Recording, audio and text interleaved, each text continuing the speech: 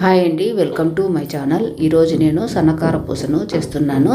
అప్పటికప్పుడు ఏదైనా స్నాక్స్ తినాలనుకుంటే మనము 10 నిమిషంలో ఈజీగా చేసుకునే విధంగా నేను చూపిస్తున్నాను. శనగపిండి ఉంటే చాలండి, 10 నిమిషంలో ఈజీగా చేసుకోవచ్చు.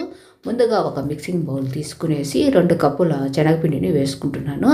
శనగపిండిని వేసుకున్న తర్వాత టేస్ట్ తగ్గట్టుగా సాల్టు, కలర్ కోసము మనము ఒక హాఫ్ స్పూను పసుపు కూడా వేసుకోవాలండి.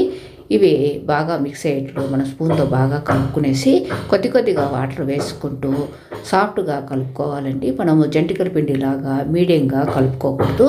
ఎప్పుడు కానీ సాఫ్ట్గా కలుపుకుంటే మనకు సన్నకార పూస అనేది ఈజీగా చేసుకోవచ్చు.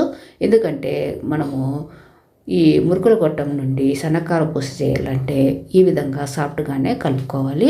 నేను వీడియోలో చూపించిన విధంగా స్పూన్తో మొత్తము మనం టేస్ట్ తగ్గట్టుగా సాల్ట్, పసుపు అంతా కలిసే విధంగా కలుపుకున్న తర్వాత కొద్దిగా వాటర్ వేసుకుంటూ చేత్తో ఈ విధంగా సాఫ్ట్ పిండిలాగా కలుపుకోవాలండి.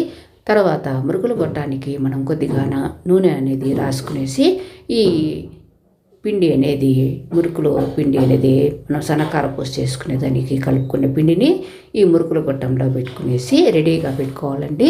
డీప్ ఫ్రై కోసము మనము స్టవ్ ఆన్ చేసుకునేసి హై ఫ్లేమ్ పెట్టుకునేసి మనము దరసరి కడాయి పెట్టుకునేసి దాంట్లో ఆయిల్ వేసుకునేసి ఆయిల్ అంతా హీట్ ఎక్కిన తర్వాత ఫ్లేమ్ను మనము చేంజ్ చేసుకోవాలి. హై ఫ్లేమ్ నుండి మీడియం ఫ్లేమ్కు చేంజ్ చేసుకోవాలండి. మీడియం ఫ్లేమ్కు చేంజ్ చేసుకునేసి ఈ విధంగా ఆయిల్ కాగేలోపు మురుకుల గొట్టాన్ని మనం రెడీ చేసుకునేసి మనము కలుపుకున్న పిండికి 2 కానీ 3 కానీ మనకు ఎన్ని కావాలంటే అన్ని చేసుకోవచ్చు. నేను 2 పెద్దవిగా చేసుకునేసి ఈ విధంగా చేశాను. ఆయిల్ అంతా వేడెక్కిన తర్వాత మీడియం ఫ్లేమ్కు చేంజ్ చేసుకునేసి మనము సన్నకార పూస మనము పెనంలో వేసుకునేటప్పుడు ఈ విధంగా లో ఫ్లేమ్కు చేంజ్ చేసుకునేసి వేసుకోవాలండి. ఒక సైడు ఒక 3 నిమిషాలు బాగా వేగిన తర్వాత మరొక సైడుకు తిప్పుకునేసి మరొక 3 నిమిషాలు బాగా వేగాలండి. అంతే అండి, చాలా ఈజీగా చేసుకోవచ్చు. తప్పకుండా ట్రై చేయండి. ఇంకా మన ఛానల్కి సబ్స్క్రైబ్ చేయని వాళ్ళంటే తప్పకుండా సబ్స్క్రైబ్ చేసి వీడియో చూసినాక లైక్ చేయటం మర్చిపోకండి. Thank you very much.